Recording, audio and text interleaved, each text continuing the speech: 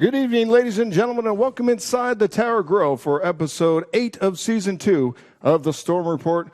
In for Kevin Derryberry, I'm Tim Golson. Alongside me on the far side is Ed Cole, and the man here in the middle, that's Mr. Jeff Bowen, head coach of ACU football, and a big win for Coach Bowen and his gentlemen over Langston on Saturday night, right out there on the ACU football field.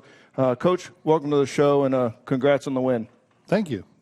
So when you talk about a win and you have a game where you win, where you're down and you come back, or you have a blowout, what kind of game do you prefer the most? We'll start there. My heart and everything says let's have the blowouts, but I love the competitiveness of playing good people. And it's exciting. It's even after doing it this many years, it's a high you can't experience any other way when you're watching your guys play well and beat a high quality football team, and it's just a lot of fun. Our guys, I was real proud of our guys this Saturday. Well, some of the accolades that have come up, you moved up to 22 in the country. We were hoping for maybe a little bit more movement, but you moved up 2 spots to 22 in the country after the win, and we are pleased to announce, it hasn't been posted yet, but I'm going to go ahead and say it. We're pleased to announce that the Offensive Player of the Week belonged in the Firestorm uniform. Tyler Duncan, Defensive Player of the Week as well, and that went to Riley Tucker. SAC hasn't posted it yet, but we're going to say it anyway. So let's break the news. Well, those are 2 good ones. I mean, Tyler had a great game. I mean, we didn't throw it a ton. We only threw the ball 20 times, but we were highly efficient with it. Tyler did a great job with it, but he was highly effective in the run game. He rushed for 90-something yards out of our 200 and almost 70 yards rushing. He did a great job orchestrating our offense as he usually does. And Riley made some big plays, some pass breakups, and then obviously he had the big interception at the end to seal it. So, I think the SAC made 2 good choices. The line for Riley Tucker is one that goes all over the scorebook when you look at it. Mm-hmm. He had the 7 tackles, one of those tackles being the safety. They gave you the 2 points right there towards the end of the first half. And then so that gets some points there, and then he gets that interception to seal it. But then he also had that 15-yard run on the fake punt. So he was all over the scorebook. Riley Tucker, good choice. And Tyler Duncan with 4 touchdowns. You can't go wrong with that action. There was some good competition for the Offensive Player of the Week, I can tell you, since I vote, I know. Yeah. I saw some of the things, but it turned out pretty well as far as having those 2 guys represent. It's the 4th one for Tyler Duncan. Do you pay attention to that stuff as far as like for the season, and is that where you mark your success for a season? No, it has nothing to do with it. It's a great accolade. They get those accolades because of the way they prepared all week, and that leads into how they perform on Saturday. So from that aspect, yes. But I don't start looking at that type of stuff, all the numbers and all that kind of stuff until it's voting for all conference and stuff when I think my guys should be first team and they end up second team and stuff like that. But no, we're just interested in the journey. And that's preparing each week for our opponent and taking care of it. And I think that's why we've been able to have this turnaround this year. And people are talking about, how can you go from 1-2 and last place in the region to you win and you're conference champs? And I think it's because our guys bought into the process of, focusing on what we're doing that week, prepare for that team, and finish every day, finish every practice, finish every game. And just let everything else take care of itself. Control the controllables. And our guy, I couldn't be prouder because, let's face it, when you're sitting at 1-2, there's not a lot of positive stuff being said about you. And so for our guys to right the ship and be where we're at and win some really tough games down. We had some blowouts. Some people talk about, scoring 80 and all that kind of stuff. But when you can go into Sagu and beat Sagu, who has a really good defensive team this year, struggling a little bit on offense, but you beat them, and then you come back and you got your rival at home with Ottawa and win that game, and then you play a couple more, and then here Langston comes to town, and the winner has a chance to win the conference championship. Loser goes home, basically. And, that game kind of spun on us there a little bit. It looked like a defensive game, and we're up 16-9, and we're kind of feeling good about things. And then bang, bang, bang, they put 3 in the end zone, and now we're trailing by 11.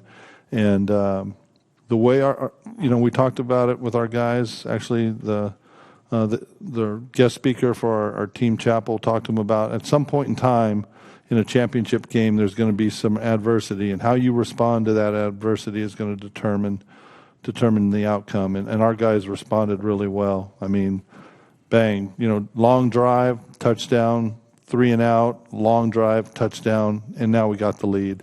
The guys, it was impressive to watch. By the way, Coach, I think that the speaker was your son, Mr. Brennan, if I'm remembering correctly from what I heard. Yeah, Brennan's been known to come speak. He is an alumni and 3-time, team captain, and so he said he's very articulate. Let's just leave it at that. He's that's why he's a good lawyer. Yeah, exactly. And the guys like it when he comes and talks, and what he said came to fruition, and it was very biblically based, and it was really cool to watch it. And our guys were even talking about it on the sideline as it was unfolding. It was like, he told you this was going to happen. Let's go. We're okay. Let's respond. And they did. I mean, to turn it around that quick in a quarter. We've done it before. I mean, everyone knows that. We're never out of a game.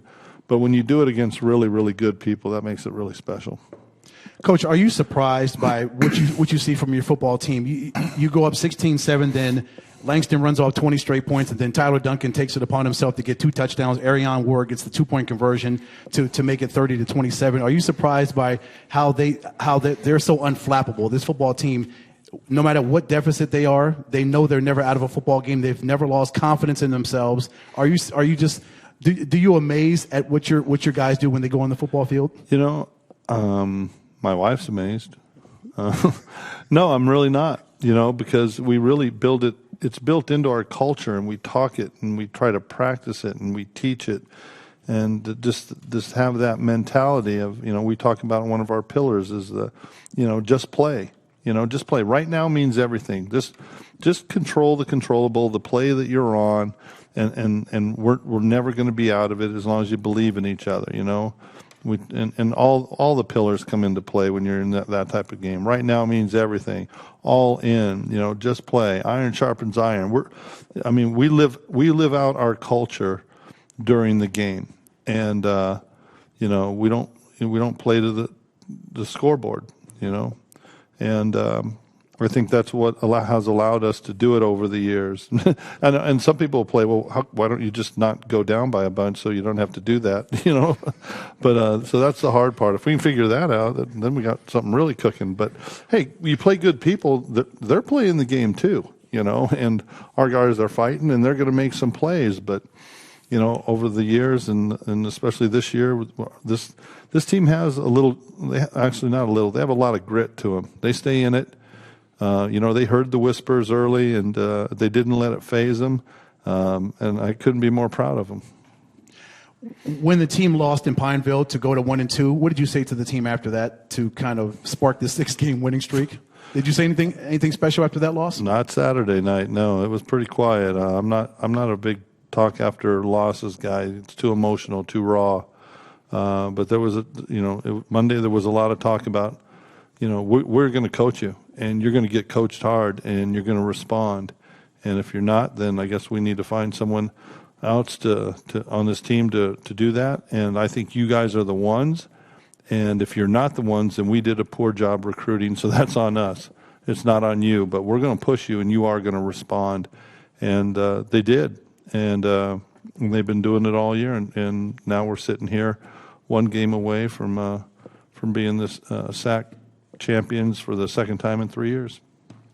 Coach, when you looked at the box score, what was the stat that stood out to you that you liked the most? From an offensive standpoint, it was the rushing yards, our ability to run into their heavy box and rush for 268. That was really big on offense. And then on defense, it was just the resilience of our defense. Our front four has done it all year, and they've done a great job. But just our guys, when we, especially there in the fourth quarter, when we needed the stop, that's when they were at their best. And I don't know if it's a stat or whatever, but it's what they did. They got the stops when we had to, And that was the big thing. Because what a lot of people aren't talking about is we made some errors. We fumbled the ball we lost 3 fumbles and an interception. You don't win big games with 4 turnovers, And to win that game even with those just again shows the perseverance of our guys to, when things aren't going well, just find a way to stay in the fight. Stay in the fight. And they did. Well, Coach, I know that you got to celebrate. It was homecoming weekend, a packed house, lots of people. We estimated, I told my number was a little off. I was told it should be about 1,200 for attendance. I put 1,013, but I was told at least 1,200. At least 1,200. Hey, you know what? And a big shout out to our crowd and our student body. I was the last couple of weeks. I was so impressed with our student body at the Ottawa game. Like I gotta do something for these guys. Our student body has been awesome. The Ring of Fire. And so the last couple of weeks, I've been taking shirts over before the game and throwing them into the student section just as a thank you for showing up. But yeah, the crowd, that's what you want. Saturday night on a college campus playing football, and they're there to support us. And, and right now we've been playing well for 2 months now and giving them something to be excited about. And we appreciate it. So, yeah, it's a special time. Special time for Saturday nights at ACU. And Coach, was it emotional for you celebrating with the seniors afterwards? I know they took a really cool picture with the seniors, knowing that was their last home game. It always is. That's why I keep doing what I do. It's not. I don't know my win-loss record. He tells me. I don't know what it is, but I do know the guys that play for me and the guys that graduate and go on to bigger and better things than playing football. Even though we love this game, and homecoming was great. I saw a bunch of our guys back with their wives and kids and taking pictures, and then our seniors on the field. It was their last game on this field. So, it was a special moment. They're a special crew. I mean, he'll probably look it up and tell me if it's the winningest class ever, but I know they've won a lot of football games, and if we take care of this week against Wayland Baptist, they can celebrate winning, 2 championships also. So that'd be nice too. We haven't done that since the 15-16. So that'd be nice. Well, Coach, I did see a lot of guys here for the alumni, guys that had longer beards and bigger bellies than they Wow, you went there. Oh, wow. Jeez, Tim. But it was fun hey, I'm one of them, so it was fun to see a lot of guys. But some of them looked really good. I'm like, you haven't changed at all. Some of them look good, but I know that there's a tradition that you have, and that's after a game, you go out and get some wings. You call it Wins and Wings. And I think you had a pretty good crowd with alumni guys coming. We did. How was your postseason or post game? It was awesome. Our coaching staff, most of our coaching staff goes out, and we, win or lose, we go have some food and just relax and just be with our families, and because that's what it's about. They're on this journey with us. They experience the highs and lows, and Heather, she's been doing it for 35 years, so.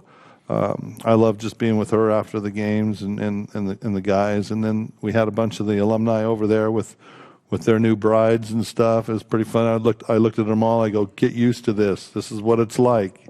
You're married to a guy that played football, and whatever he says now, it's going to sound a lot better in 10 or 15 years because he's going to be even better when he tells it when he's older. So it was a nice evening, just spending some time with the guys afterwards, and those are always special nights. Homecoming, getting to see the guys, a big win. We're talking with Coach Bowen, and we're going to wrap things up with him and move on to a couple of our guys that had outstanding performances on the football field all season long, and especially against the likes of Langston. So, Coach, thanks for your time. We look forward to good results coming out of Wayland Baptist this weekend. We'll try to bring home a win and a conference championship. That's what this week's all about. That's Coach Bowen. We'll be right back with the second segment, and we'll be talking with Maurice Powell, defensive lineman for the Firestorm, and Bryce Washington, a wide receiver. Bryce. We'll talk to them coming up right now.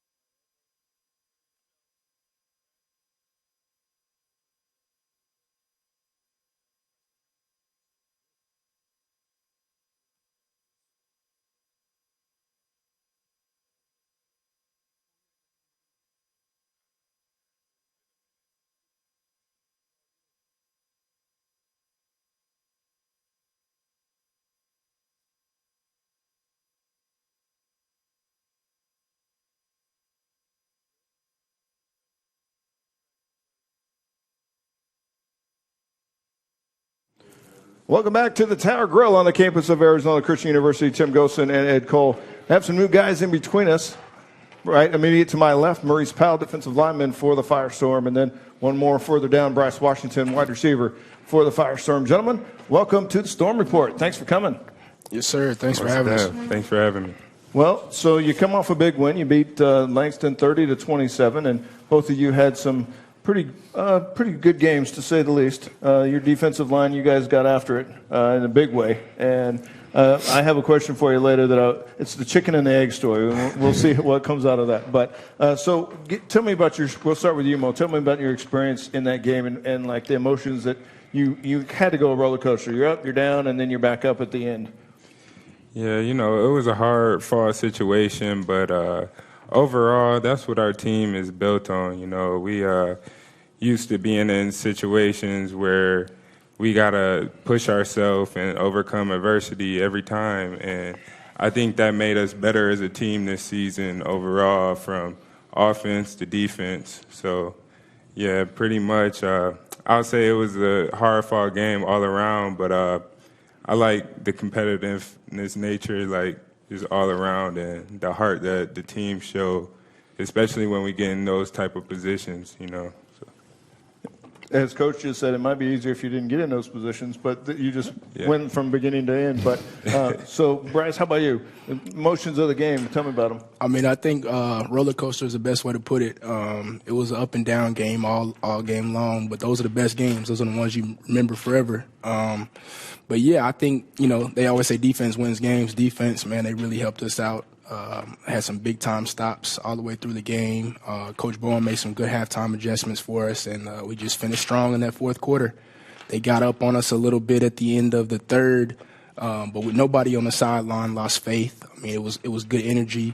Nobody had their head down. We just kept going strong and making some big-time plays. AQ had a crazy catch. Oh, that catch out the backfield. Did he? Stretched out. Man, it's like when he made that catch, I was running a drag route across the field, and I saw the whole play develop. And he made that catch. It was like my body just it was like a breathtaking experience. It was crazy. So, but just all the way around, all three phases of the game, special teams, we had some crazy special teams plays. We had two fake punts. My man Rocket made some big tackles, and we just look good. We look solid. I think I know we're ready for the playoffs. Okay. So, all right, Maurice, here you go. Here's your chicken and the egg for you. So everybody says defense wins championships, but is it the defensive line that wins the championship, or is it the secondary that wins the championship? Because if you ask the secondary guys, you're getting all the sacks because they're providing the coverage and nobody's getting that open, and so the quarterback can't throw the ball. Right. You talk to the D-line guys, and they're like, well, you guys are getting the picks because we're making the guy throw off his back foot, and, he's getting swarmed under all the time. He's just heaving it. So which is more important, D-line or D-backs? Man, honestly, I gotta say both of them is important, because without either of them, it wouldn't work. You know what I mean? Right. So I would have to say, we gotta work as a unit, and every time we do work as a unit, I see our team just go up in spurts. So I say, when we both playing good, when the secondary and the front seven is playing great, I think those be our best games overall, as far as going defensively. And I feel like that just, helps make the load, easier, that everyone is doing their job. And that's what Coach Will preaches at practice, along with all of our other coaches. That's their motto. It's been the motto the whole year, just do your job. And when everybody does their job, it's it makes the game 10 times easier than it needs to be, because we all working together, you know what I mean? Mm-hmm. So. Well, you're definitely doing your job. You lead the team in tackles with now 58 on the season. So as an interior defensive lineman leading the team in tackles, that's saying something. You're making some noise, that's for sure. And Tim, he is the defensive player of the week last week. Don't forget that. Yeah. For the Sooner Athletic Conference. He was the reigning defensive player of the week until we got to announce that Riley Tucker is the new defensive player of the week. So that's okay. Trade it from one brother to the next. Keep it in the family. Right. I'm good with that. So leading tackler on the team, but you're getting something done. I gotta give kudos or give a shout out to Mr. Bryce over here. He got himself in the defensive stat as well. Not that we want to talk about how he got there, but you made a tackle theoretically, at the 1 yard line. Yeah. And instead of the ball being a touchback on an interception, they got the ball at the 1 yard line because you were able to get there and shove him into the end zone. Therefore, everybody's like, oh, it's a touchback. No, he caught it at the 1, and Bryce made sure he went into the end zone. So, therefore, it would be a touchback. So, you got yourself some nice receptions, but you also got that defensive stack going on, too. Yeah, I'm trying to embrace my inner Mo. I like it. Trying to get that Mo going on. So. Get your Mo. Get your Mo. Yes, sir.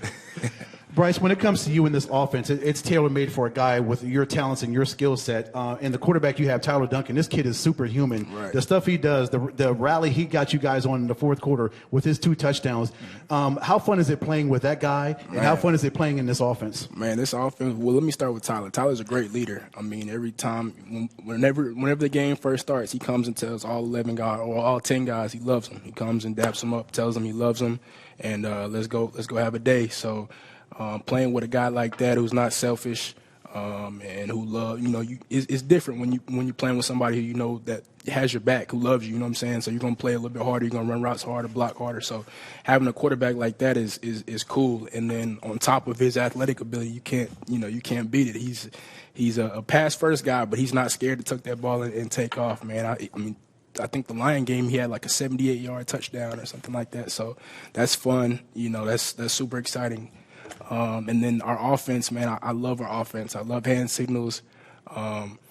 Coach Bowen, Coach Coop, Coach Kruk, they're all over there, throwing up, you can see them mid-game. They're all trying to figure out which way we're going to go, what play we're going to call, but it always ends up working out well. So, I love our offense. I love it. I was getting an Ottawa game. Ottawa, kind of knew some of our hand signals, and I was getting a little frustrated. I was telling Coach B, I was like, man, Coach, we got to do something different. But he was like, just stick to it, and that's what we did. So, they know what to call. They know what situation's going to work, and we rep it all week at practice, and it doesn't fail. So, and that's what I was going to ask you. How much input will Coach B and Coach Kruk and Coach Cooper allow you guys to have as far as plays and what you think should be run on a play-by-play basis? Right. So that's another thing, too. I like, even though – mid-game, it's hectic out there. A lot's going on. They're still open to take suggestions. And if I see something, I'm going to be like, hey, Coach B, he's lined up outside or he's lined up inside. We should go with this. He might not go with it right away, but boom, three plays later or something like that, he'll look at it or have somebody up in the box check it out, and he'll go straight to it. So I like having a coach like that that's flexible and, is open to – not just want to be a big, what I'm saying? Yeah, he's open to suggestions, so I like that a lot. So, yes, sir. It's good. Well, gentlemen, neither one of you are from the state of Arizona.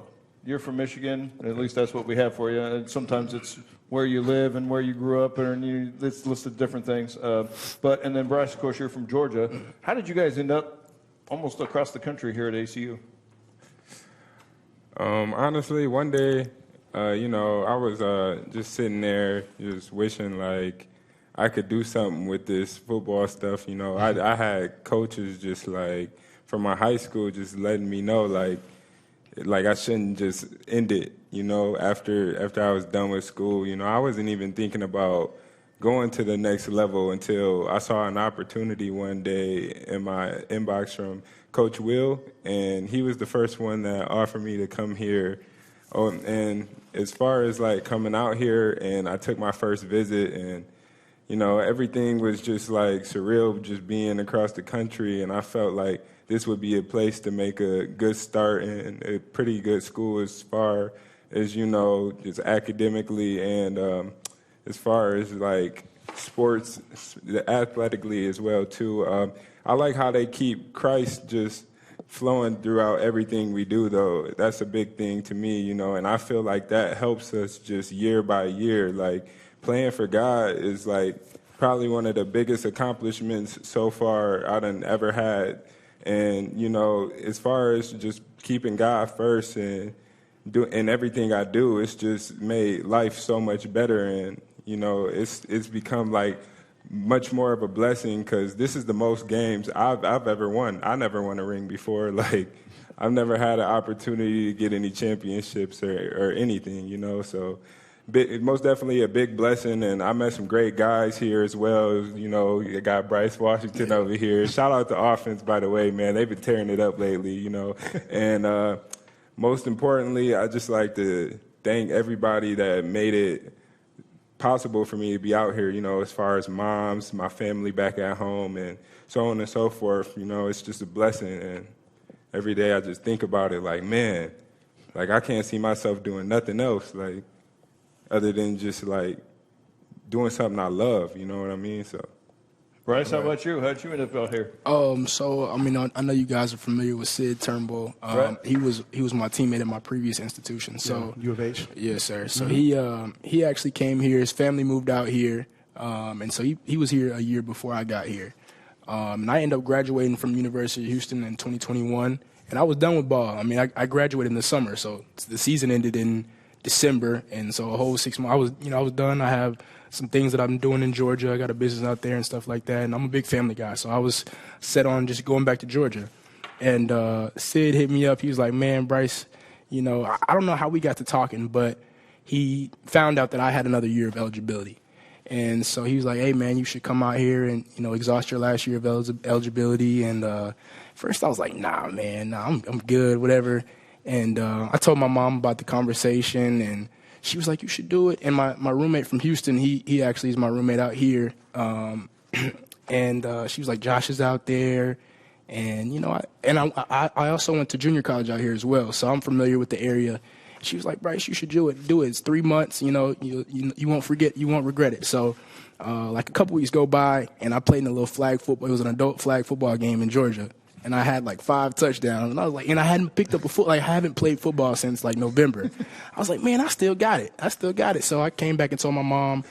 And then I was in communication with Coach Cooper, since the time that I had talked to Sid about it. And he's a great recruiter. Coach Cooper, he knows how to relate with us. He knows how to speak our language. And he's like a big brother to me. I mean, I'm a little bit different because I'm 25 years old. I'm playing with, the other guys in the receiver room are 18, 19, 20, whatever. So my relationship with Coach Cooper is a little bit different. But he would call me, and we just have normal conversation. I talk to Coach Bowen, and the atmosphere and, the feel is different. Mo was saying it's godly based and it's Christ based. So it's a whole different environment. I'm so glad that I got this experience because it changed me, man. It's like you just look at the game and you look at life different. We just got our spiritual development an hour ago, and it's just those are so. It's pivotal, man. It helps with like mental health and all that type of stuff. So I'm glad I made this decision, and I wouldn't regret it. Faith, what is it? Faith, family, future, and football. Future and football. Yeah, there it is. So those are the 4 keys. Ed, what do you got for him? Bryce, your time at the University of Houston, you were there for 1 year, but you played D1 ball. What was that experience like, and what did you take from that helped you transition here as far as that experience, and then you kind of translate it and move it over here at Arizona Christian? Yes, sir. So I was actually there for 3 years. So I was on the football team for 2, and then the other year I was not. So the experience being at a Division I school, I try to pour it into my receiver room on my guys, my younger brothers in the receiver room as much as possible. Just you learn so much more about the game than you do in high school or in junior college. You learn how to read defenses. You learn how to, releases, just a bunch of different stuff. And then obviously the bigger level, it comes with more gear and more this, more that. But, all that is whatever. This experience here, I've enjoyed it. Obviously I don't live on campus, but I love how this campus is. Like, I love it's like a tight-knit family base, and I think that's very important to have in college. Anybody can go to ASU and party Monday through Friday or Monday through Sunday, but this right here, and even the guys on the team, are so much more close. Like at Houston, and it's more regular for guys to make it to the NFL from Houston. Mm-hmm. So guys are kind of more like me guys. They're all about, I'm making it to the league, whether they're starters or whether they're third string. So it's kind of like more of an ego there. Here, I just feel like I can be myself around these guys, around my brothers, and it's like it's a great experience, man. I love it. It's just I feel like a kid out here. I feel it's great. I love coming here every day, coming to the weight room at 6 a.m. and just getting it in and just going about my day. So that's what I got. Mo, I got one for you. So your freshman year, 2 years ago, you come in, you help this team win a Sooner Athletic Conference championship. We go to the playoffs. You have a possibility of doing that again, depending on what happens on Saturday. How great would that be should you beat Wayland Baptist and this team wins the Sooner Athletic Conference to get a second Sooner title? The feeling gonna be surreal. We just gotta stay focused and prepare the right way, and it'll be great to get another one again, man. But we can't take our eyes off the prize, so on and so forth. We got to see how the chips fall afterwards, like Coach said, and we just got to really put in work, and nothing changes for this week. We still the same routine, still got to work hard, still got to hit the weight room. Nothing changes, you know what I mean? So as far as keeping our one mindset and just keeping games going just one by one, stacking days, and just keeping God first, and we're going to see where we fall. All right. So what you're saying is you're hoping for more than one more road trip out of this group. Yes. If you're going on the road, you're done playing here at home. You're going on the road for sure. You're hoping it's at least For two a few more road trips, yeah. Yeah. Yes, sir. Well, guys, thanks for joining us here on the Storm Report. You guys are having a great year, and always a joy to talk to guys from the team and just get to know things more about you than aren't necessarily football. So thanks for joining us on the Storm Report. We've been talking with Maurice Powell and with Bryce Washington, and we're come back. We're going to go inside. We're going to hit the hardwood and talk a little men's basketball with assistant coach Austin Peters coming up next. Cool. Okay. Thank you.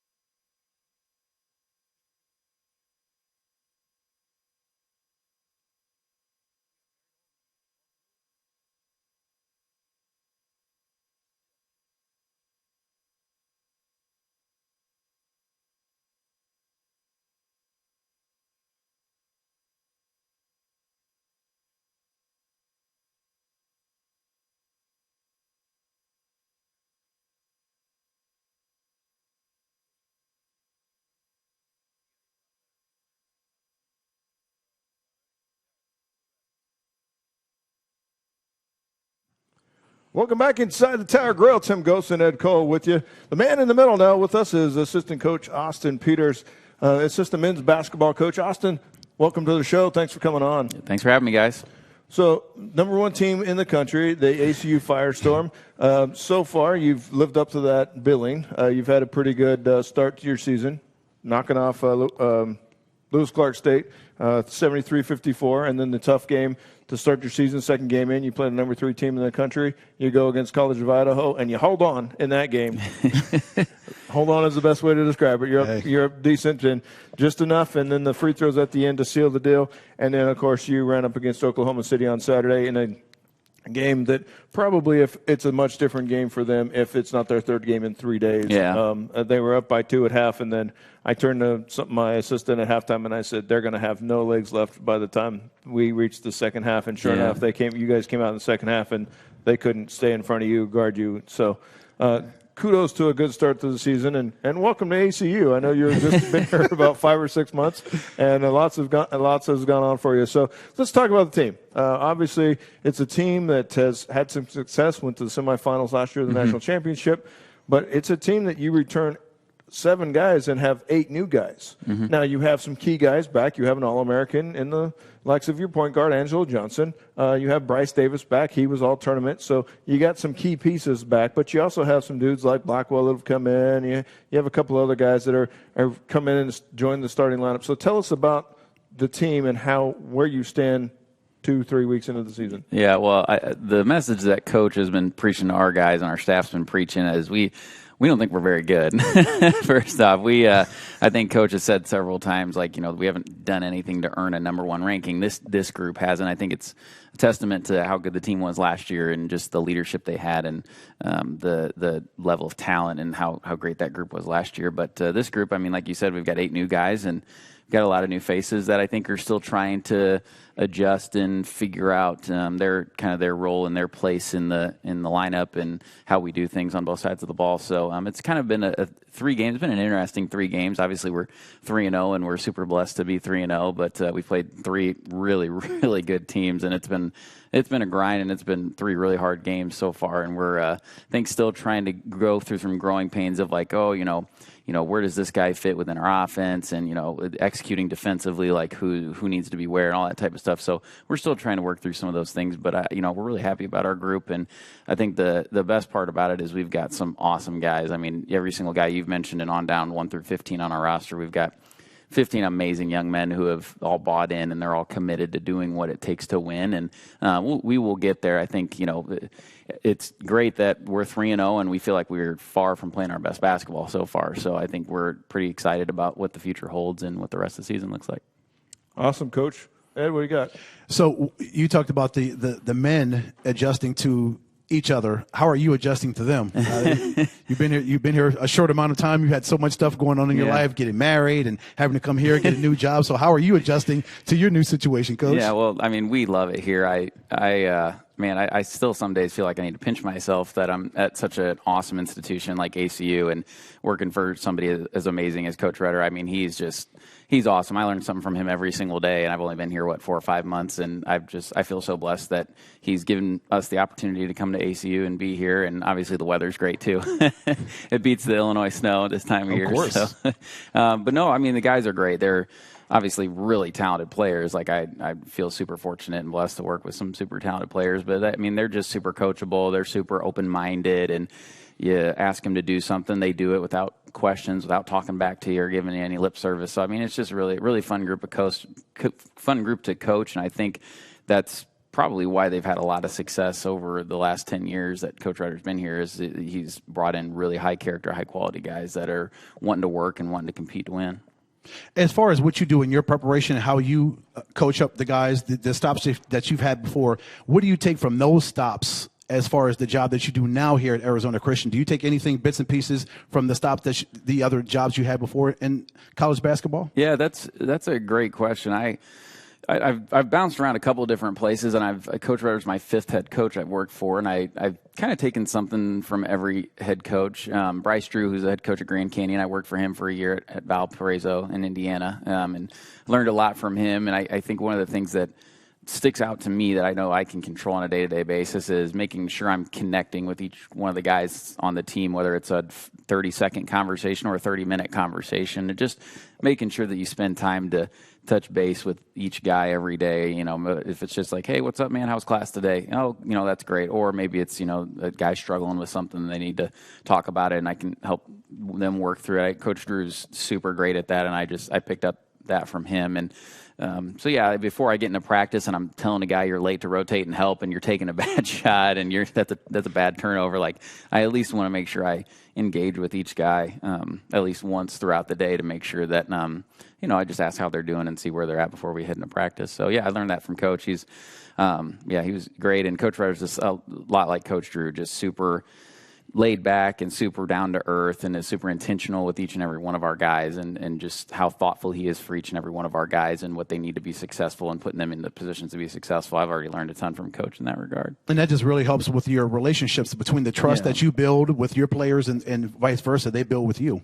Mm-hmm. Yeah, and like I said, these guys are great. Like I've been at places where I've had some guys that are kind of hard to coach and hard to deal with, and I don't feel that way about any of the guys on our team. And like I said earlier, I think that that's a reason why they've had a lot of success. Is countless guys over and over again, year after year, coaches brought in some really high character and high quality dudes. And I think an institution like ACU, with the biblical values and the biblical virtues we stand for here at ACU, I think it attracts a really high quality young man to this institution. So yeah. Well, Coach, you're talking about the quality of the individuals and the types of the players. This looks like a team that's going to be similar to last year in the sense that you don't have a guy that's going to score necessarily 20 points, average 20 points on the season. Mm-hmm. I don't want to say there's nobody on the team that can score 20 points, but they probably all can. But I'm talking about like where you have that one standout guy that's averaging 20, 25 points a game, and then everybody else is around 10.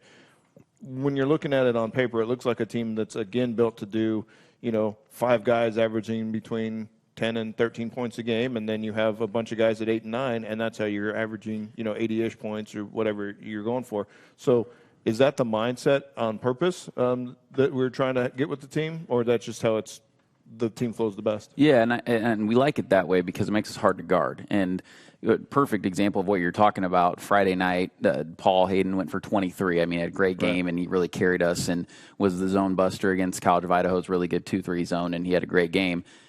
Dom Gonzalez had 0 points Friday. Go to Saturday, it literally flip-flopped. Paul had 0, Dom had 23. So I'm adding to your point that we've got a bunch of guys that can literally any night they could go for 20, but we like having a balanced roster and having several guys that have the capability of going and getting 20 because that just makes us that much more of a threat. If one guy's got it going, maybe another guy doesn't, at least we got 2 or 3 guys that got it going that night, or then the next day it could be 2 or 3 other guys that we're just super balanced in our attack, and we like it that way. Our system's kind of crafted that way to where we can kind of, depending on how they're guarding us or what the matchup brings, we can kind of pick it apart. And we got guys that help give us flexibility in that regard.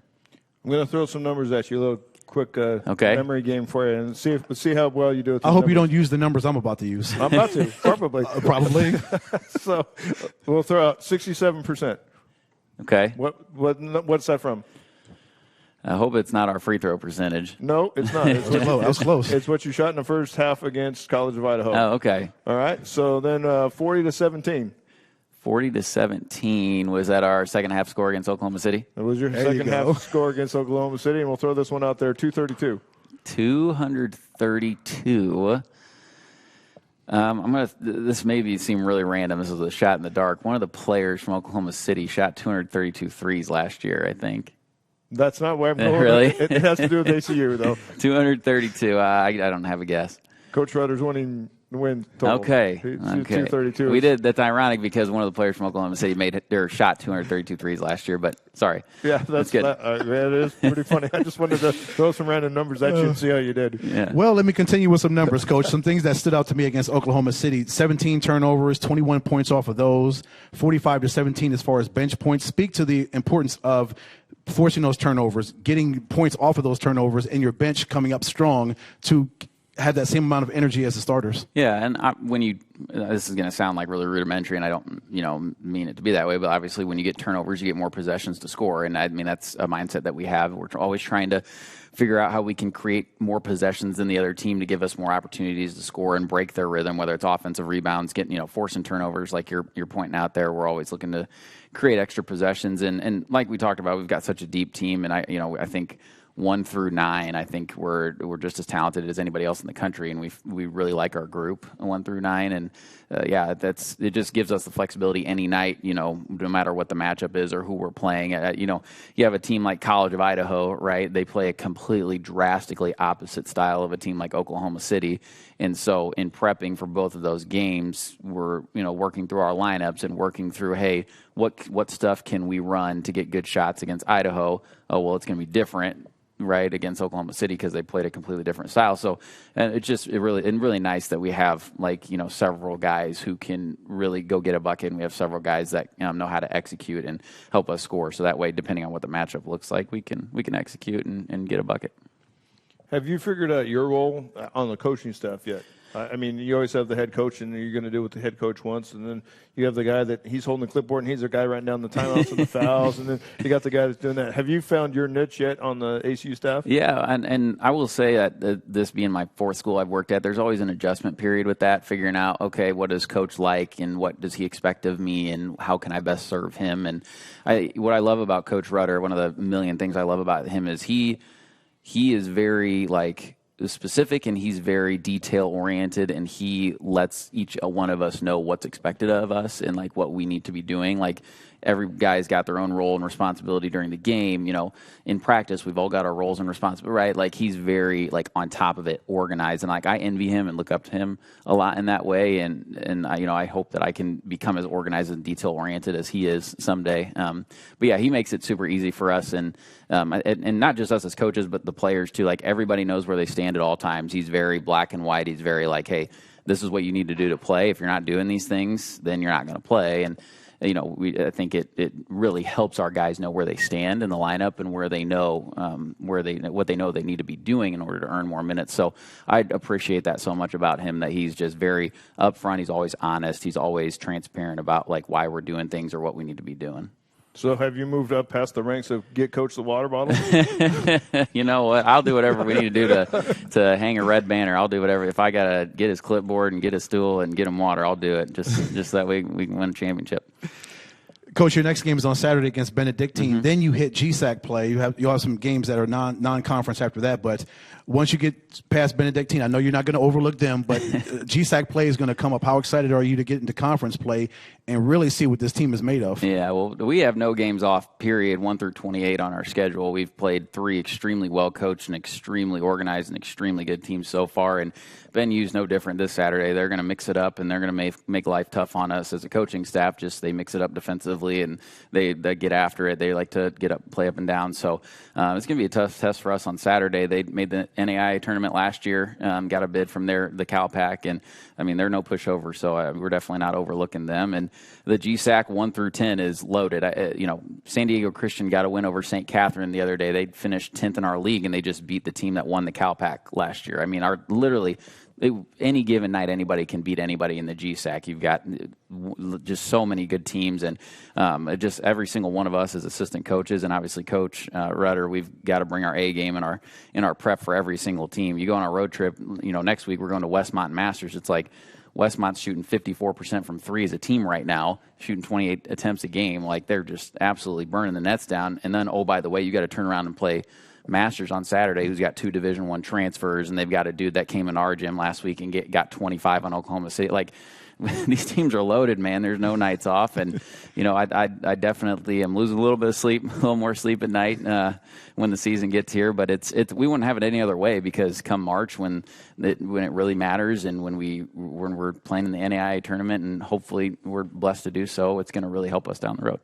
Even though Coach says he doesn't really like where the team is right now, you're still number 1 in the country. That number 1 shines bright. Everybody sees, okay, ACU's on our schedule. This is the top-ranked team in the country. Do you like that pressure of being number 1? And wherever you go, as long as you're number 1, no matter what gym you go to, or if they come to your place, you're going to get their best shot. Yeah, another thing we love about our team is our guys have embraced it, and they really have taken ownership of what Coach has talked about. Like, hey, just because we're number 1, that really doesn't mean anything until at the end of the year when you're cutting down nets. That's the team that really deserves to be number 1. So our guys have embraced that, and they've really understood and taken Coach's message of like, hey, we're going to get everybody's best game. Like literally, like Ben U this weekend, we are going to get their best game. The best game they're going to play all year is going to be against Westmont next Thursday, Masters next Saturday, like on and on down the schedule. We're going to get everybody's best game, and our guys have embraced that, and they've attacked every day in practice with that mentality. And then I think that just adds to the specialness of our group, and why it's been such a fun group to coach so far for the first couple of months I've been here, is because they get after it every single day. They push each other every single day. They work super hard, and they're super coachable, and they want to prove to everybody else that we deserve to be number 1. And I think that even though we are number 1 in the country, they're still playing with a chip on their shoulder to prove everybody that we deserve that. Well, Coach, as we talked about in the beginning, it was been a wild ride for you. I mean, you show up at ACU 4 or 5 months ago, then you go back and you get married. And Emily, your wife, by the way, works here at Arizona Christian. She works in the admissions office, and actually will be doing some statting with us in the sports information department. She has done a great job in a couple of games she's worked so far for us, and so we're excited to have the Peters family part of the ACU family now. But I got to ask you, it's November. And you're in shorts. Yep. Like, we're thinking it's cold. He's in a jacket, and he's saying it's cold, and you're from. And, But he's from Illinois. He's from Illinois. I went golfing yesterday. That's how great it is down. This is down summer here. to him. Right. Yep. So are you missing not having to shovel a little snow, or you're liking the sunshine? Not one day, not one bit. Even when it was 120 this summer, I was not missing it. I was like, you know what? I will put up with this. I love the heat. Like even when it got super hot and people were complaining about the heat this summer, I'm like, I love this.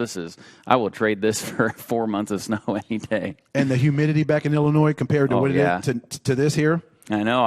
We golfed. Coach V, one of our other assistant coaches, Jack Van de Zan, and I, we went golfing yesterday, and we didn't break. It was 75 degrees. We didn't break a sweat. It was beautiful. It was the best weather I've ever golfed in. All right, so you were able to actually use the white ball, not the multicolored balls, because you weren't playing in the snow. Correct. Well, then you brought up Coach Van de Zan. Who's better? Who's better with the sticks? Oh, Coach V is so much better than I am. Oh my gosh, I was so bad. It's my first time golfing since the spring, and I was so bad. He's so much better than I am. Okay, on the bio, it says you and Emily like to watch Marvel movies. What are your favorites?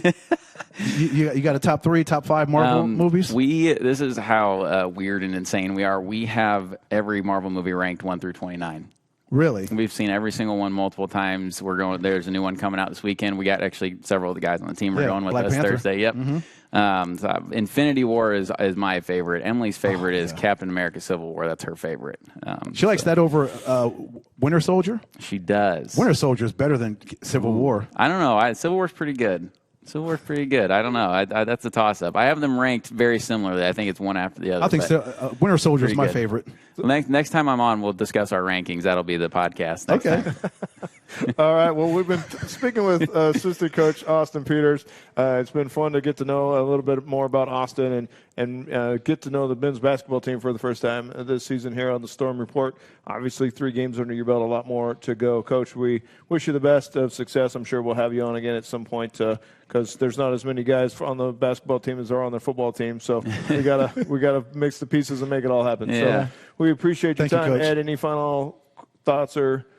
Coach, thank you for coming on. Tim, thank you. No, Devin, thank you. guys. It's a great show. Yeah, thank you guys. Appreciate everybody watching and everybody that came out Friday. It was an electric game, and the event center was rocking. And we packed house. Yeah, Yes. yeah. Let's get that every game. Let's get everybody back for every home game. These guys deserve it. They're a great team and a bunch of great guys. So let's get everybody back to the event center. Well, it was a great weekend here at Arizona Christian this past weekend. 2 venues that were packed out a couple of times. The ACU Event Center for basketball was packed out against College of Idaho, and then we packed the field against Langston on Saturday. So it was a good weekend. Lots of good positive things to talk about. Cross country did very well on the women's side, finished 3rd as a team in the cross country championships this past weekend. So lots of good things to highlight and mention here in the ACU athletic department. But for all of us here, my man Devin Williams on the controls back there, Ed Cole keeping us entertained on the far side, and Austin Peters and all the rest of our guests, head coach Jeff Bowen, Maurice, Powell, and Bryce Washington. Tim Gosselin saying thanks for listening and tuning in, everybody. We'll talk to you again next time. Next show will be in probably 2 weeks. We will not have a show next week because there's a women's basketball game happening, and we need this equipment to be on that air. So we'll talk to you in about 2 weeks live from the Tower Grill. Have a great rest of your Thursday evening, everybody.